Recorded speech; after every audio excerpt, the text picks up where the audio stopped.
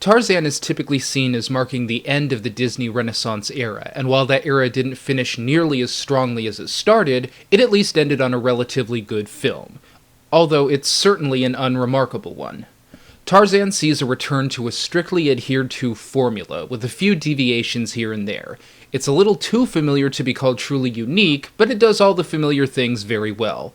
The biggest difference between this and the rest of the Renaissance films is that all of those films were Broadway musicals. Tarzan is simply a movie with songs in it, songs that are sung almost entirely by Phil Collins himself, no less.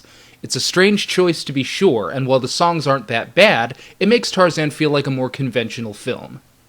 The opening scene is by far the most original, and it's also the most impressive moment, containing absolutely no dialogue, but conveying the tone, emotion, and overall peril better than words ever could.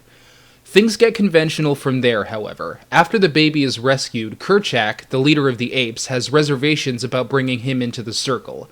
Tarzan is a human boy raised by apes, and while he grows up among them, he is always clearly different from them. Throughout most of the film's first act, Tarzan fights for acceptance among the apes, and that conflict serves the story reasonably well throughout. It's just not very original. Just when Tarzan has gotten into the swing of things, he encounters humans for the first time, and while he's excited about this, Kerchak sees it as proof of the dangers bringing a stranger into the fold can bring. The middle of the film focuses on Tarzan trying to reconnect with his own people, and this pays off very well. Unlike the stupidity of Pocahontas, Tarzan does not automatically speak English, save for his own name, somehow. A minor and justified logical sacrifice made for the sake of the plot. With regard to everything else, however, Tarzan must be taught the very basics of functioning as a human being. Through that teaching, he and Jane bond over both of their worlds, and each has something to teach the other. It's a good time and makes for a lot of good moments, and once again in a Disney film we have a confined setting of a single jungle that feels anything but confined. The ape world may not be magical in a literal sense, but you do get a whimsical feel watching how differently their society operates. Little things like the fact that a chaotic trashing of a camp sounds like noise to us, but like music to them. The film forgoes any external stakes until the tail end of the film. The remainder is all about Tarzan trying to fit into two distinctly different worlds, the ape world and the world of the humans. Both stories are good, and the character is likable enough for us to root for his success. The one hiccup in Tarzan is possibly the love story. It's never quite believable, and seems to require a lot of external tricks to bolster it into something it's not. The sweeping sequences with the overlay of a Phil Collins soundtrack does convey a sense of romance, but the same can't really be said for any of Tarzan and Jane's actual interactions. The two act more like they like each other more than they actually love each other, and Jane herself seems more like comic relief at times than a woman looking for love.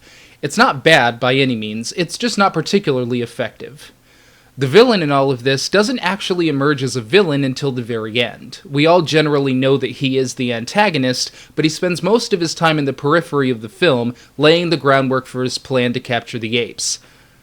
It's effective enough, but doesn't allow the nefarious Clayton to make much of an impression as the villain. The ending gives us an action-packed climax that we've all come to expect from a Disney film, and everything is wrapped up as it should be. Tarzan is good. It's not great, it's not bad, it's just good. Maybe not as magnificent a farewell as the Disney Renaissance could have had, but it could have been far worse. This concludes all of the films that are typically seen to make up the Disney Renaissance films. The only one I have omitted in these reviews is The Rescuers Down Under. This film was made during the Renaissance era, but was too different for me to include in the list.